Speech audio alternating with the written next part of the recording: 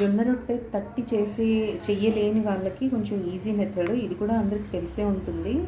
So నేను 2 glasses of జొన్న పిండి తీసుకున్నాను ఈ గ్లాస్తో.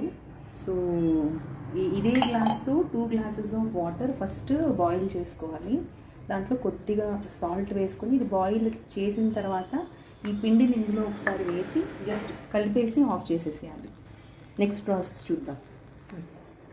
సో వాటర్ బాయిల్ అయిపోయిందండి. ఇప్పుడు ఈ పిండి వేసేసుకున్నాం ఇందులో.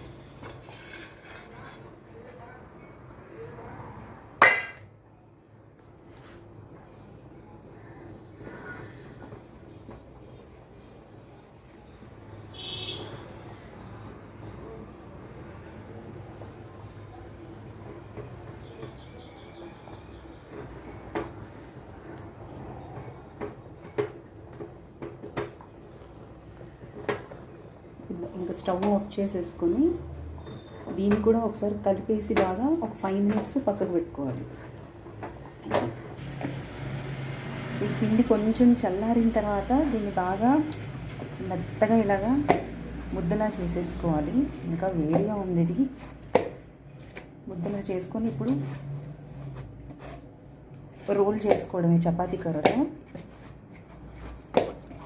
ఒక 2 to 3 మినిట్స్ బాగా దీన్ని మెత్తగా సాఫ్ట్ చేసుకోండి.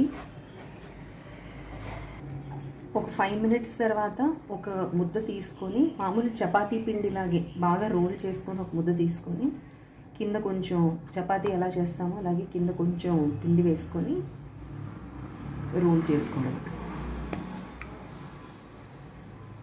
చపాతీ రోల్ చేసినట్టు రోల్ చేసేసుకోవచ్చు. కొంచెం అతుక్కున్నట్టు అనిపిస్తే కొంచెం పైన పిండి కొంచెం చల్లుకోవచ్చు.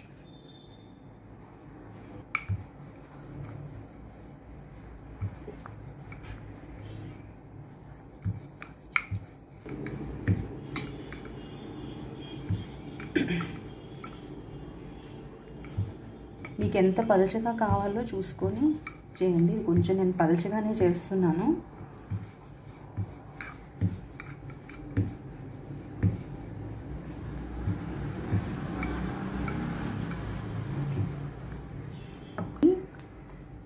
పెనం బాగా వేడిగా ఉండాలి. వేడిగా ఉన్న పెనం మీద వేయాలి. అండ్ దీన్ని లాస్ట్లో కొంచెం ఒక క్లాత్ని వాటర్లో కొంచెం డిప్ చేసేసి నీళ్ళు పిండేసి దీనిపైన ఉన్న ఈ పిండినంతా తుడిచేయాలి.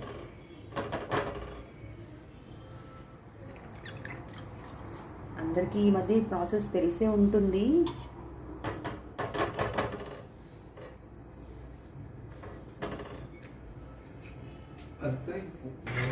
ఇది కాలిన తర్వాత నెక్స్ట్ తిప్పేసుకోవడమే.